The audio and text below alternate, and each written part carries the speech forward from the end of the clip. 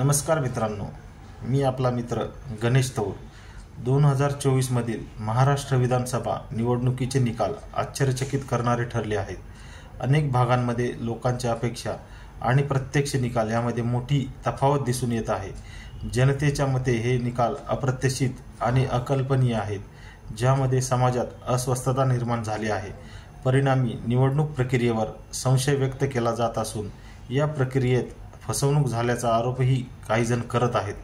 लोकशाही ही लोकांच्या आवाजावर आधारित व्यवस्था आहे, जिथे प्रत्येक मताचा सन्मान राखला जातो। मात्र अशा प्रकारच्या धक्कादायक निकालांमुळे काही गंभीर प्रश्न उपस्थित होतात। मतदान प्रक्रियेत गडबड झाली का? ईव्हीएम मध्ये छेडछाड झाली का?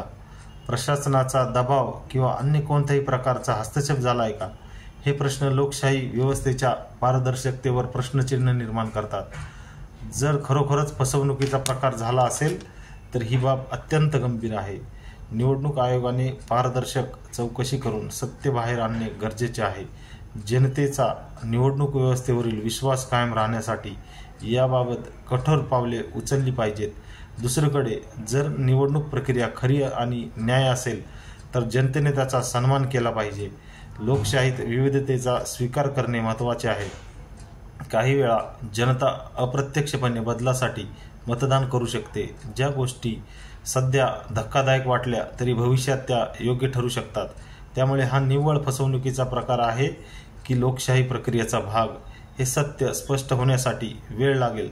मात्र प्रत्येक व्यक्तीने शांततेने विचार करणे आणि देशातील लोकशाही टिकवण्यासाठी एकजूट दाखवणे गरजेचे आहे। धन्यवाद।